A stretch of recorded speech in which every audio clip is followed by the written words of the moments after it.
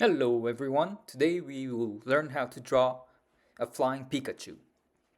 First you draw an oval after the line, and then I'm following that. You can see you can draw a tail, and then you can draw the body part. You can see it's round, and you see these lines I'm drawing. I'm trying to get the proportion right.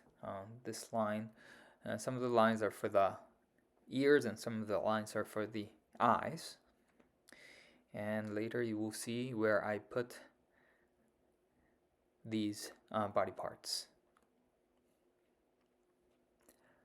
So you do the ears and the eyes, the mouth, and everything, and we are done. See, it gets much more proportionate when you do that. There, and coloring the eyes and ears and shadow. Shadow, you just color a little and you smudge it.